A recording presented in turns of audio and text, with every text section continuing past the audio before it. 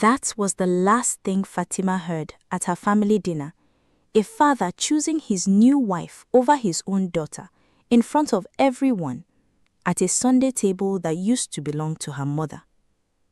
The rice sat untouched. The relatives stared at their plates. Nobody moved. Nobody spoke. Fatima's mother had been dead 3 years. The new wife had been married 1 year. Godwin's hand found Chioma's on the table. Her gold band was new. It caught the light. Chioma touched his arm, soft and careful, like a woman who had just won something she had been working toward for a long time. Fatima opened her mouth in disbelief. The grandmother at the far end of the table shook her head once, a small, sharp motion. Not here, not now. Some battles are not fought at dinner tables. Some wars are won in silence. She rose. She walked out of the dining room, past the family photographs on the wall, her mother's face smiling in every frame, past the cousin who whispered sorry so low it barely existed. From the kitchen, the smell of Sunday rice drifted through the house. Chioma had cooked it. The new wife, standing in the old wife's kitchen, stirring the old wife's recipe, while the old wife's daughter was told to leave. The cruelty was so clean it almost looked like coincidence. It was not. At the gate, an old auntie caught her hand, Mama Ngozi, her late mother's closest friend. Eyes that had seen too many funerals, too many daughters turned away by fathers who forgot where their love came from. She pressed a small wrapped package into Fatima's palm. Your mother gave me this before she died. She said give it to Fatima only if her father ever sent her away. Go now, quickly. Do not look back. The taxi driver glanced at her in the mirror, eyes red, hands shaking. He reached for the radio, saw her face, quietly left it off. Good drivers never ask.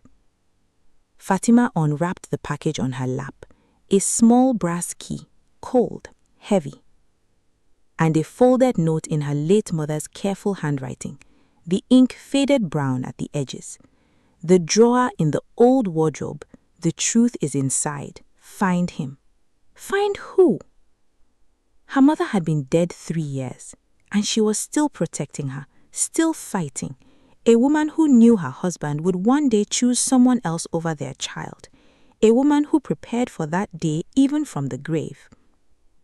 Fatima held the key against her chest. For the first time since the dinner table, she did not feel lost. She felt like her mother had just handed her a map. Fatima did not sleep that night. She sat on the edge of the narrow bed in Mama Ngozi's back room, the brass key cold in her fist. The wardrobe stood against the wall like a quiet old man who knew more than he would say. Her mother's wardrobe, moved here the year she died, never opened again. She slid the key into the small drawer at the bottom. It stuck, then turned. The click was small, but it echoed through the room like a door unlocking somewhere deeper than wood and metal.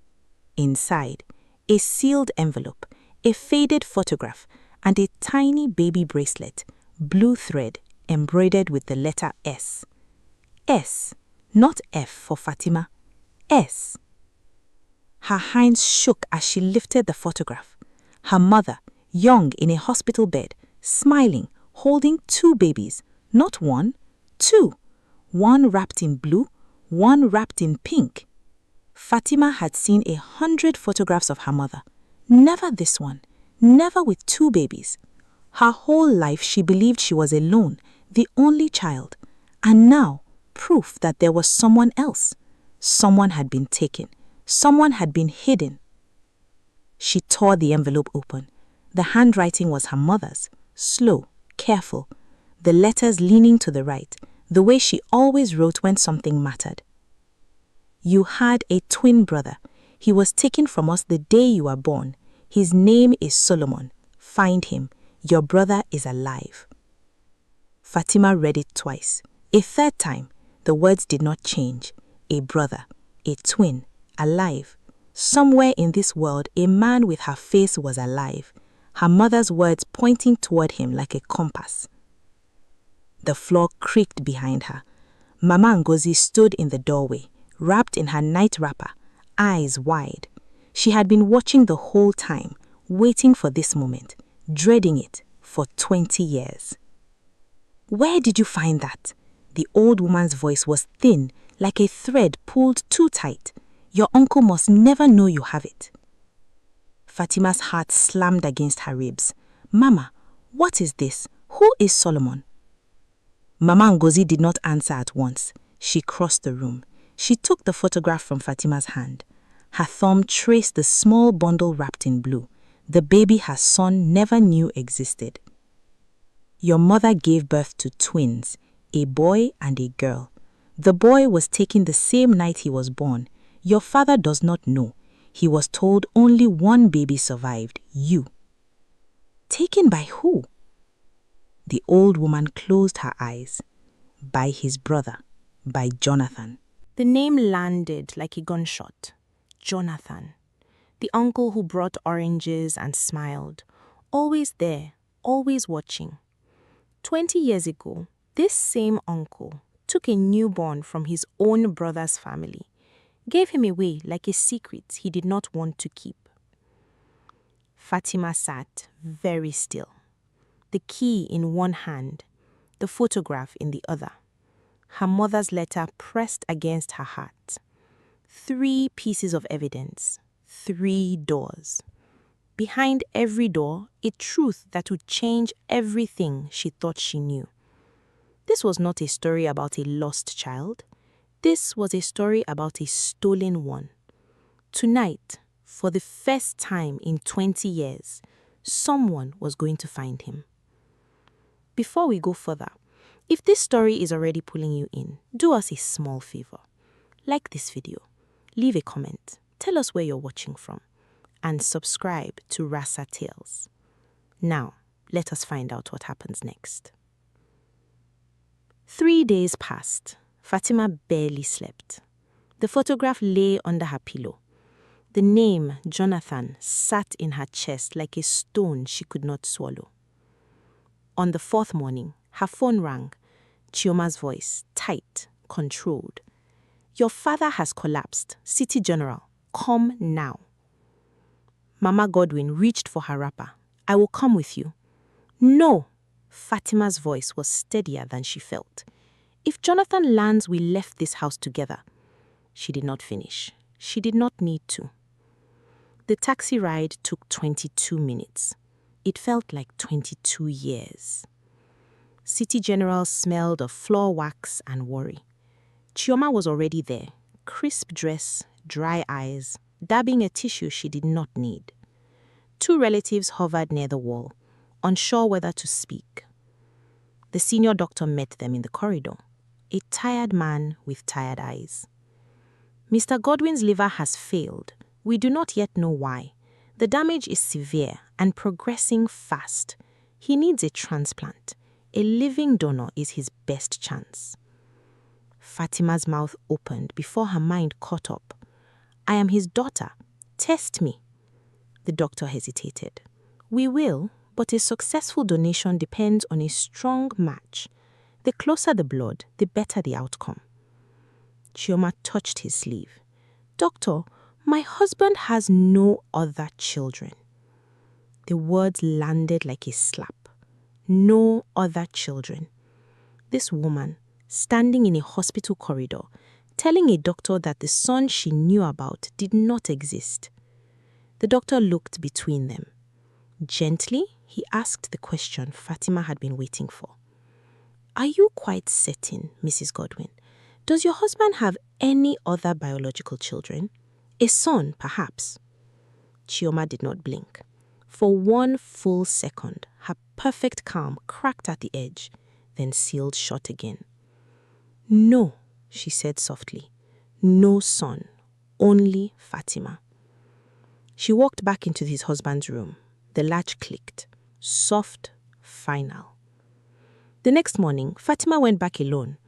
The lab took 3 tubes of blood. The nurse did not look at her face. She looked at the tubes. Then the waiting. The long, white, humming waiting of a hospital corridor. A fan ticked overhead like a slow clock counting down. The doctor came out himself. He closed the door. Your blood is compatible in principle, but there is a rare antibody. Your liver would most likely be rejected within days. The surgery would fail. It would also put you at serious risk. Fatima stared at the cracked tiles. So I cannot save him? You personally cannot, but a full sibling could. A brother would dramatically improve the odds. He paused. The window is narrow. Weeks, perhaps less. She looked up. I might have a brother. The doctor did not flinch. Find him. Find him quickly. We can test him the moment he walks into the door. Chioma was waiting in the lobby, leaning against a pillar, smiling her careful smile. Well, good news, I hope. Fatima looked at her, at the smile, at the lie behind it. Not yet, but soon. She walked past the new wife, into the morning sun. Her phone was already ringing. Mama Godwin. Come home, Samuel is here and he has news. He came the next evening, just after sunset. His car was the kind that tried too hard to look modest. Uncle Jonathan, tall, soft-spoken, a smile that never quite reached his eyes. He brought a basket of oranges, as if a man could be bribed with citrus. Mama Godwin opened the door. She did not step aside. Jonathan, what a surprise. Mama, I heard about my brother. I came to check on the girl. His eyes found Fatima. You should be at the hospital, child, not hiding here. Fatima said nothing. Silence was sometimes the sharpest answer. Let the man talk. Men who talk too much always give themselves away. He sat. He declined tea. He talked about Godwin's condition, the family business, how we must all pull together. Then, smoothly, the knife turned. I hope you are not filling her head with old stories. Some things were buried for a reason. The dead should rest. The living should not dig. He looked straight at Mama Godwin. Fatima kept her face still. What old stories, uncle?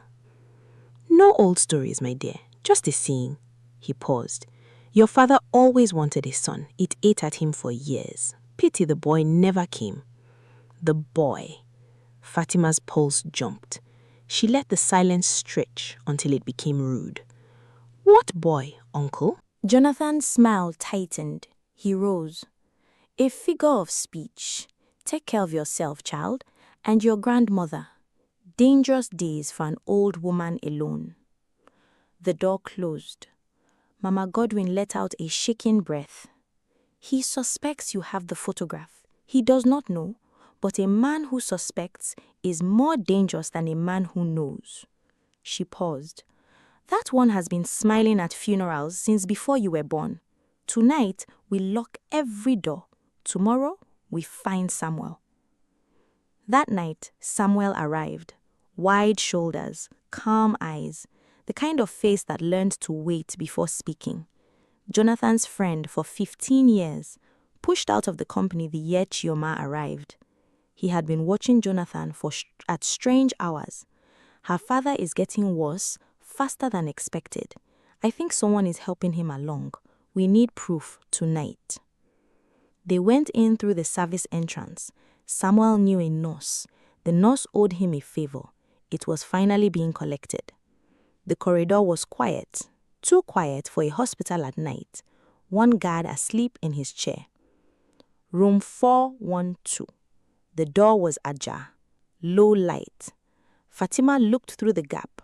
Her father lay still, pale, tubes in his arm, a bag of fluid hung by the bed. The wrong color, just slightly, just enough. She pointed. Samuel's jaw tightened. He photographed the bag, the label, the careful way someone had resealed the cap. We cannot take it. They will know. But we have proof now. A door opened down the corridor. Footsteps, slow, deliberate, familiar. Samuel pulled Fatima into a supply closet. Through the slats, they watched Uncle Jonathan walk past, smiling to no one, carrying a small black bag. He did not look their way. He did not need to. Samuel sat in Mama Godwin's small parlor with a cup of tea he had not touched.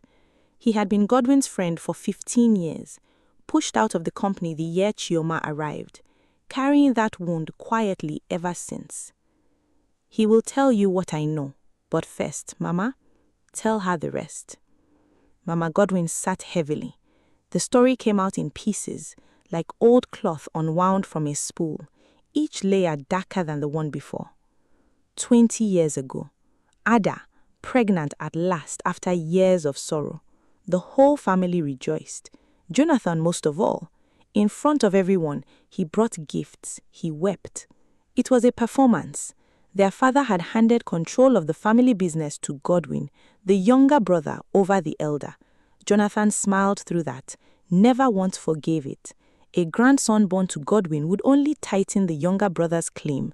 Jonathan could not let that stand. Ada carried twins, a boy and a girl. The birth was hard. The delivering doctor was a man Jonathan had paid. He told Godwin only one child had lived, the girl. The boy, he said, was stillborn. It was a lie. The boy was healthy. He was given to a childless farming couple 2 provinces away. Ada never knew.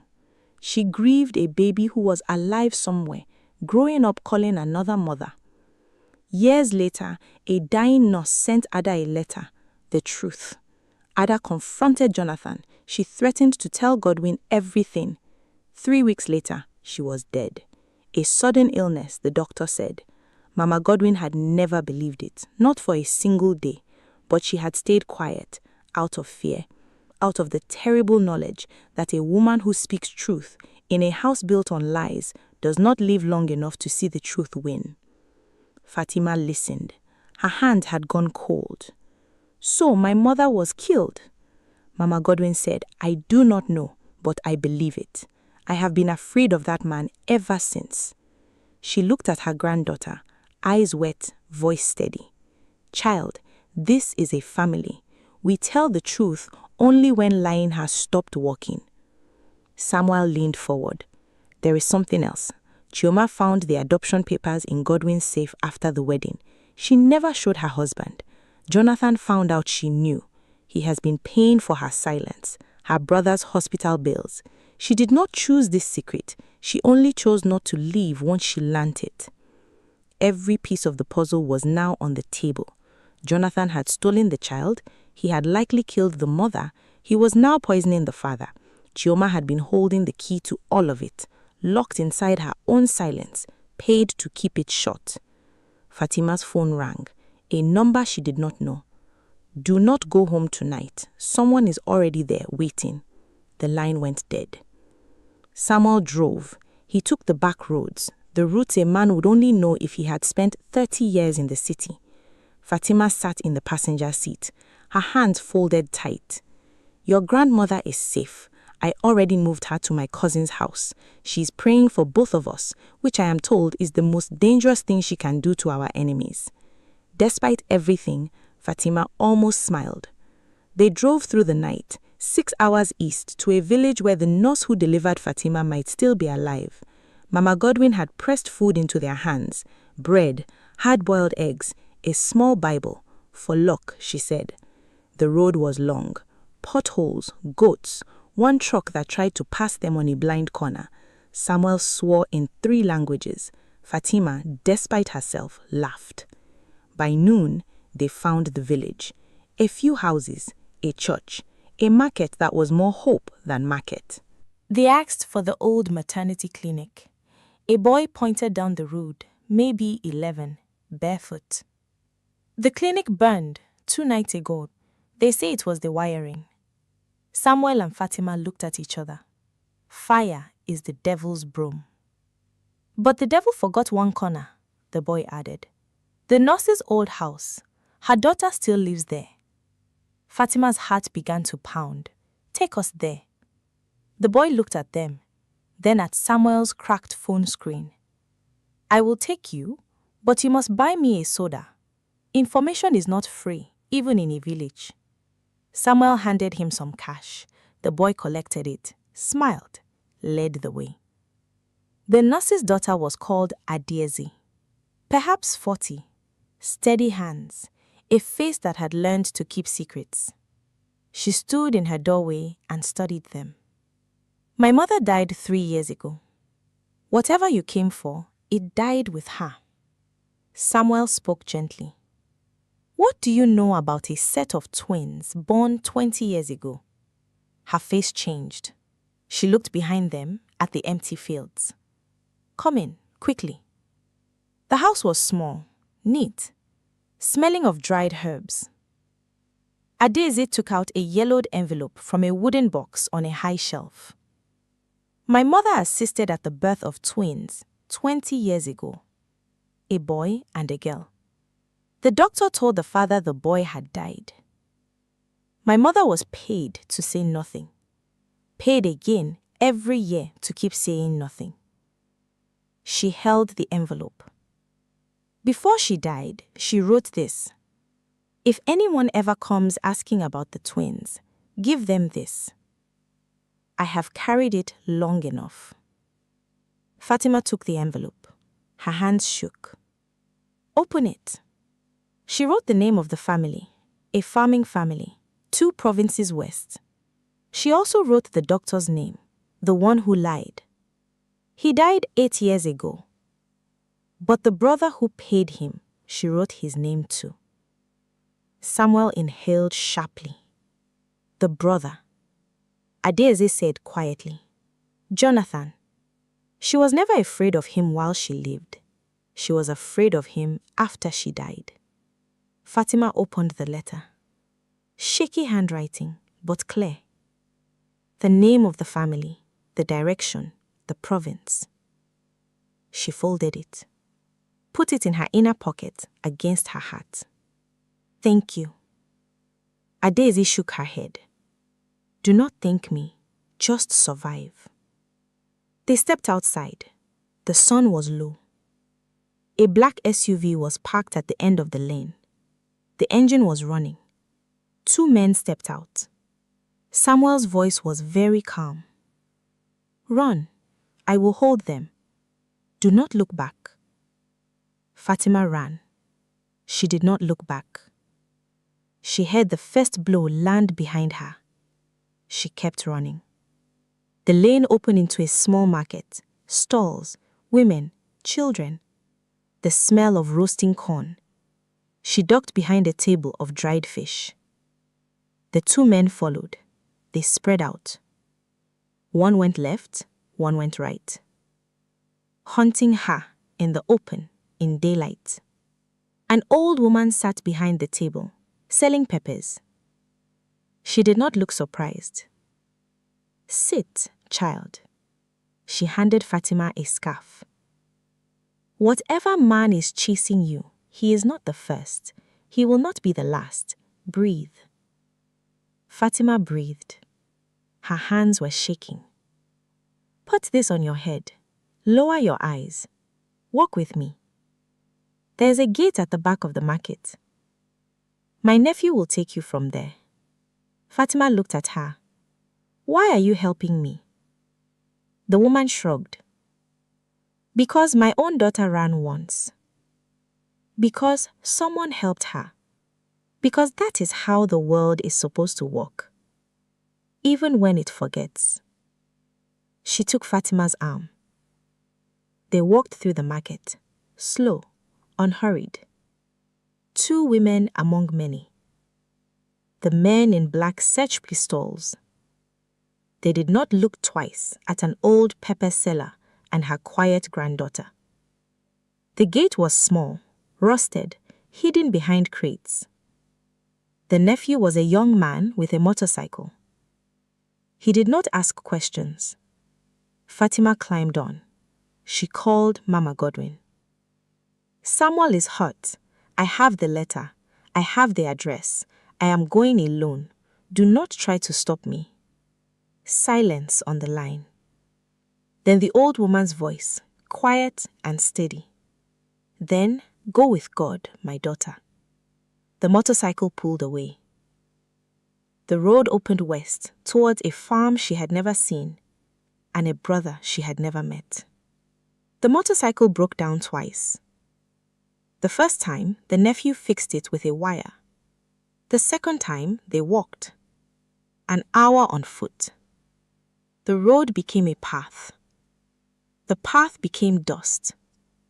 The dust became a small compound. 3 houses, a well. An old mango tree. An elderly couple sat under the tree, shelling groundnuts. They did not look afraid. They looked like people who had been waiting a long time. Fatima showed them the photograph. The mother in the hospital bed, the 2 babies. The old woman took it. Her hands trembled.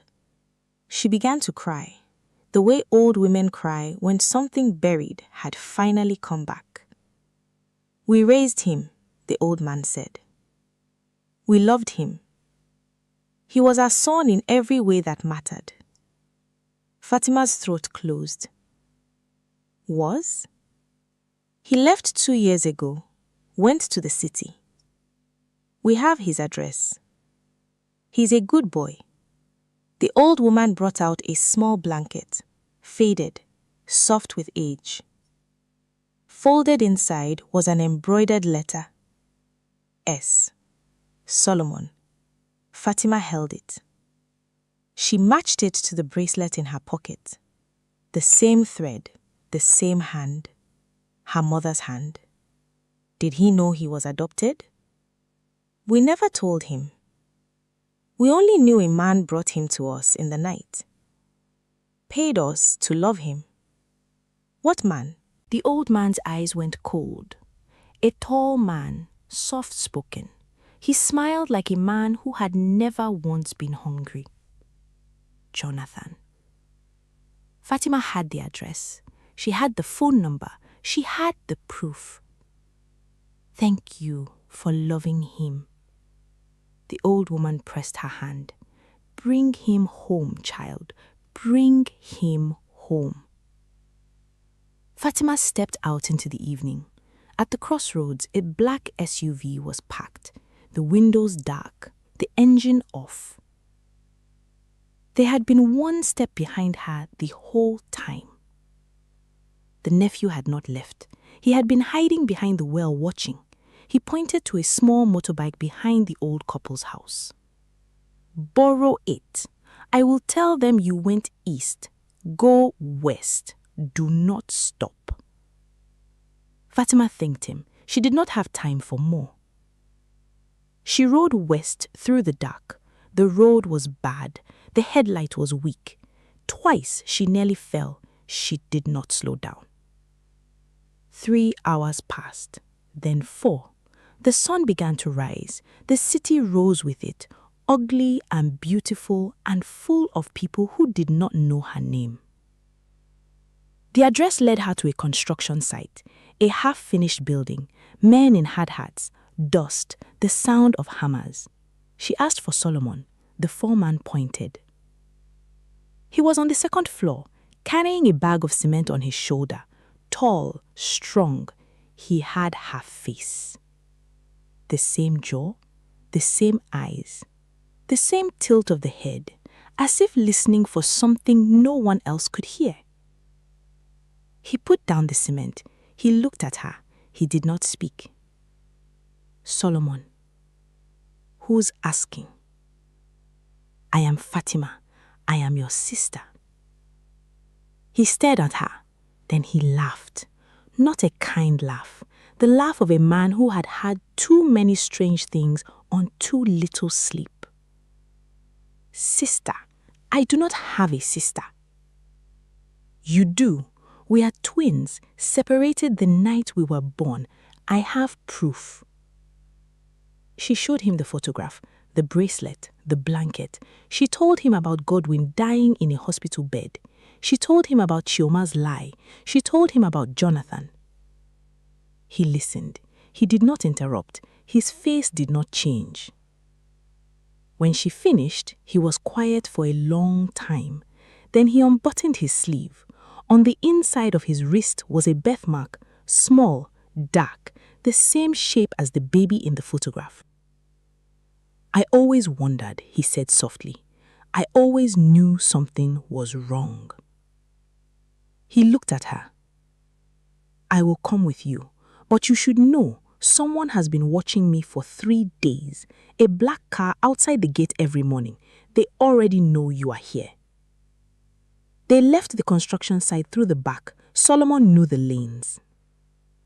He had grown up on these streets. In the small ways a boy without parents grows up on streets. Fast, careful, never alone for long. They flagged down a taxi. Solomon paid the driver double to hurry. He had been saving for 2 years for something. He did not say what. Traffic thickened near the roundabout. 3 intersections from the hospital. Stopped dead behind a stalled trailer. Fatima's phone rang. Chioma. Fatima almost did not answer. Then she did. Chioma was crying. Not the controlled crying of a woman performing grief. Real crying, ugly crying, the kind that comes when a lie has finally become too heavy to carry. Fatima, listen to me. I am sorry. I did not know he would go this far. He told me the IV was only to slow things, to buy time to change the will. I told myself that was all I was helping with. I let myself believe it for too long. Who? Jonathan asked. He is at the hospital. He has a lawyer. He is making Godwin sign papers. He is discharging your father against medical advice. He wants him to die at home, where no doctor can save him. I tried to stop him. I could not. You have 20 minutes, maybe less. The line went dead. Fatima grabbed Solomon's arm. We have to go, now. Solomon did not ask questions. He had spent his whole life not asking questions. He waved down the first car he saw after the traffic. A stranger offered them a ride when they needed it most. City General, a man is dying. Drive. The stranger drove. He drove the way only a man who has nothing to lose can drive. In the back seat, Fatima held her brother's hand. She had never held it before. It was the same shape as her father's hand. She had not noticed until now. Solomon looked at her. Will he know me? He will see your face. The rest we will tell him together. And the uncle? Fatima's jaw tightened. Leave the uncle to me. The hospital appeared on the horizon. A grey tower, a dying man, a trap closing. The car screeched to a stop at the entrance. Fatima was already running. The lobby was busy. A nurse at the desk, a family crying in a corner. None of them looked up. Fatima did not wait for the elevator. She took the stairs. Solomon was right behind her. 4 floors. Her lungs burned. She did not slow down. Room 412. The door was open. A wheelchair was being pushed toward the elevator. In the chair was Godwin, grey, barely conscious. Behind him, smiling softly, was Jonathan. Beside Jonathan, a man in a suit with a folder of papers. Uncle! Jonathan turned. His smile did not falter. Fatima, what a surprise! Your father is going home. He wanted to be comfortable. He is not going anywhere. My dear, the papers are signed. No, they are not, said a voice from the doorway. It was Samuel, bandage on his head, a policeman behind him. Mama Godwin behind the policeman, her face like thunder. Jonathan's smile cracked. What is the meaning of this? Solomon stepped forward. He did not speak. He simply stood in front of the wheelchair, in front of Godwin, in the light. Godwin looked up. His eyes were cloudy, but they cleared slowly, as if a fog had lifted. He looked at Solomon. He looked at Fatima. He looked back at Solomon. Who? He whispered. Who are you? Solomon turned his wrist. the birthmark, the small dark shape that matched the baby in the photograph. "I am your son," Solomon said. "I am the one they told you died." The room went silent. Jonathan moved toward the door. The policeman moved faster. Then Chioma stepped in, her voice steady.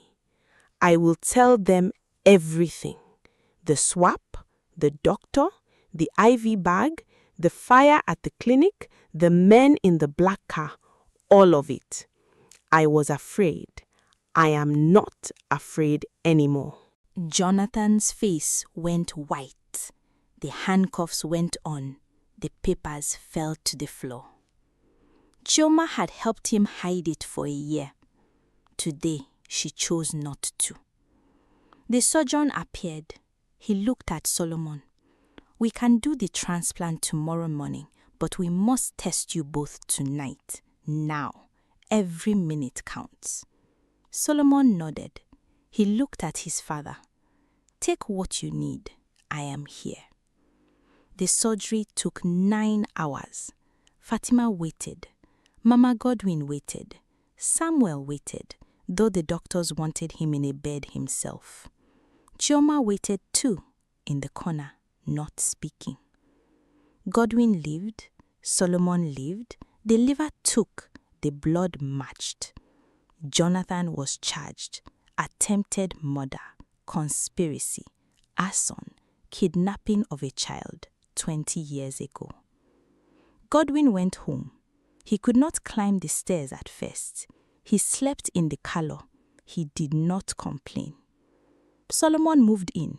He was awkward at first. He had grown up in a house where things were much different. Fatima showed him. She was patient. They argued about small things. They laughed about smaller things. They learnt that being twins did not mean being the same. It meant being two halves of a story, now being told whole. Chioma left. She did not ask for forgiveness. She packed her things, signed the papers, walked out one morning with a single bag. Godwin did not stop her. Mama Godwin watched from the window. Some women are sent to break a house. Some are sent to hold it together. She did both. One evening, the three of them sat at the table. Godwin, Fatima, Solomon. The Sunday rice was on the stove. Fatima had cooked it. The recipe was her mother's. Godwin looked at his daughter. He looked at his son. His eyes were wet. "I am sorry," he said. "I am sorry I did not look harder. I am sorry I listened to the wrong voice." Fatima took his hand. Solomon took the other. "You found us," they said. "That is what matters." Blood calls to blood, but loyalty is a choice, and the people who truly love us are sometimes the very ones we have wronged the most. Some fathers find their children only when their children refuse to be lost. Thanks for watching. Please like this video, leave a comment, and subscribe to Rosa Tales. Your support means the world to us. Until next time, peace and love.